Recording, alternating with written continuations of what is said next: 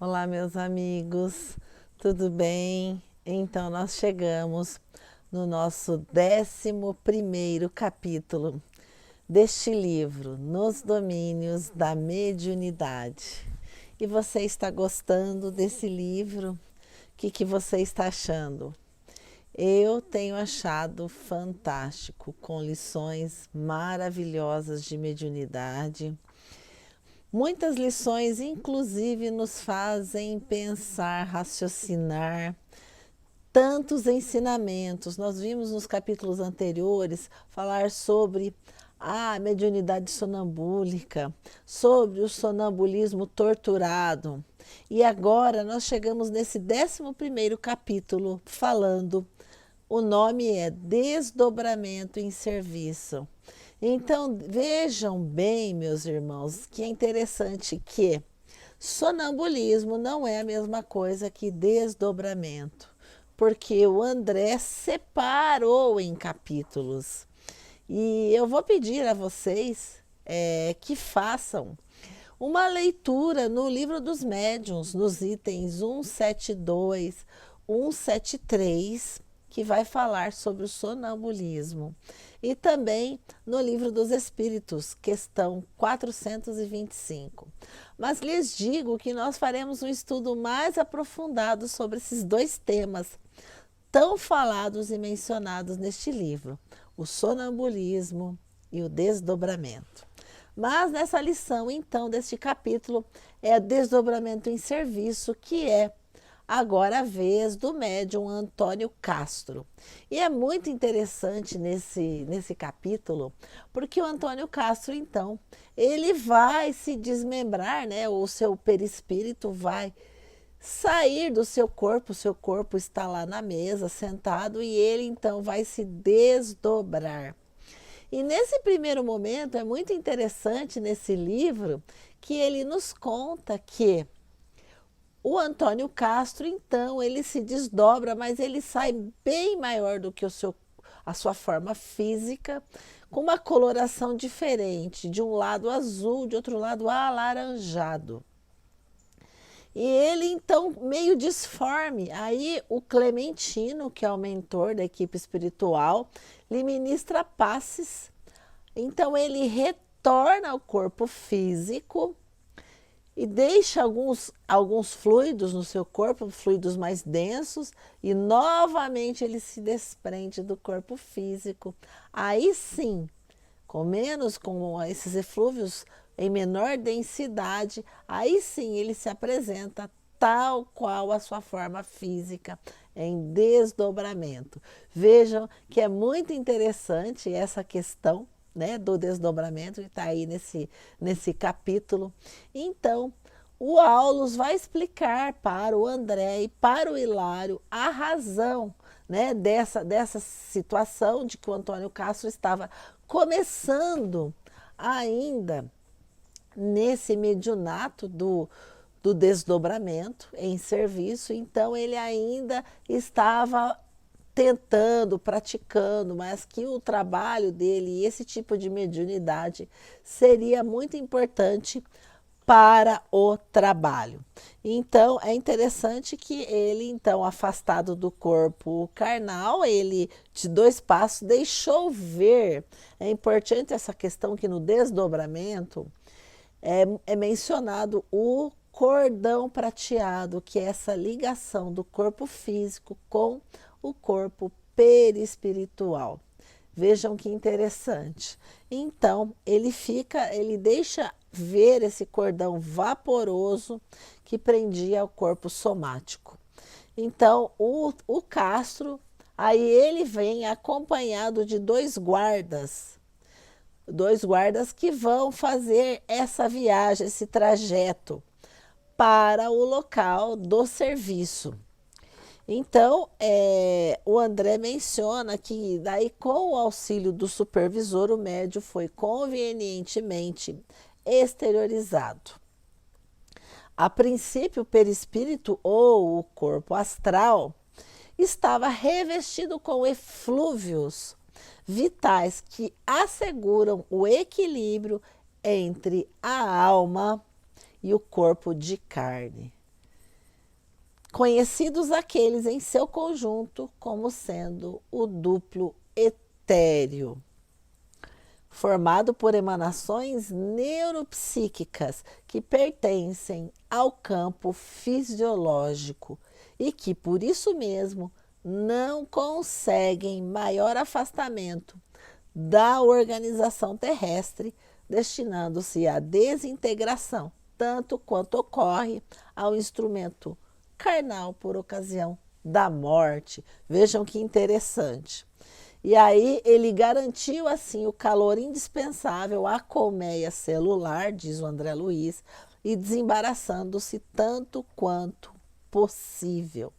E aí eles mencionam que o Castro ele não estava com a mesma roupagem física, mas ele estava como se fosse uma roupagem branca e os seus pés não apareciam, como se fosse um jaleco branco inteiro até o chão. E aí ele então, com a ajuda do Clementino, usando as suas forças ectoplasmóticas próprias, acrescidas com os recursos e cooperação de todos os integrantes do grupo, semelhantes energias transnudam da nossa alma conforme a densidade específica da nossa própria organização, nos diz o André Luiz. E ele ainda ressalta a questão do perispírito, que é constituído de elementos maleáveis, porque o perispírito ele é plástico, obedecendo ao comando do pensamento, seja nascido da nossa própria imaginação ou da imaginação de inteligências mais vigorosas do que a nossa. Vejam que interessante essa lição do André. Então, ele conseguiu se exteriorizar, então, junto com esses dois guardas, o Clementino pede para colocar um capacete no Castro, porque como ele ainda não estava habituado a fazer esse desdobramento astral, ele precisaria desse capacete para não se servir de vítima, porque eles passariam por lugares muito tenebrosos até chegar ao destino onde ele iria. Então é interessante essa colocação. Então eles viram o rapaz plenamente desdobrado, né, o Antônio Castro, alçar-se ao espaço, de mãos dadas com ambos os vigilantes. O trio volitou em sentido oblíquo, sob a nossa expectação. Então, a espiritualidade, né, o André, o Aulus, o Hilário estavam acompanhando essa volitação do Castro. E aí ele passou por vários lugares e aí em determinado momento ele diz: ah, sim, meus irmãos, prosseguiu Castro, como se fosse um instrumento radiofônico para a comunicação à distância. A prece de vocês atua sobre mim como se fosse um chuveiro de luz. Agradeço-lhes o benefício. Estou reconfortado. Avançarei. E aí ele avançou e ele então passou esse momento mais delicado e ele então diz aos cooperadores: que alívio! Rompemos a barreira das trevas. A atmosfera está embalsamada de leve aroma. Brilham as estrelas novamente. Ah, é a cidade luz. Torrentes fulgurantes elevam para o firmamento. Estamos penetrando um grande parque. Oh, meu Deus, quem eu vejo aqui a sorrir-me? É o nosso Oliveira. Como está diferente, mais moço, muito melhor, com a melhor aparência. E ele então começa a narrar esse encontro. O Oliveira era um grande trabalhador que havia desencarnado recentemente, havia 3 dias, e ele ainda não estava em condições de dar a comunicação, a ir até o grupo e se comunicar através da psicofonia. Então, por essa razão, foi permitido que, através da mediunidade do Cássio, do desdobramento, eles se encontrassem e ele então transmitisse essa mensagem ao grupo, mensagem de encorajamento, e eles puderam se encontrar com esse grande amigo. E então ele fala: ai, que felicidade, Oliveira, meu amigo, que saudade de você. Por que razão teríamos ficado assim sem a sua cooperação? Sabemos que a vontade do Senhor deve prevalecer, mas a distância tem sido para nós um tormento. A lembrança de seu carinho vive em nossa casa. Seu trabalho permanece e o exemplo inesquecível do amor cristão. Volte. Né? Claro que nós sabemos, né, da necessidade, mas aquele instinto daquele amigo, daquele companheiro, é natural que ele diga isso: volte, meu amigo.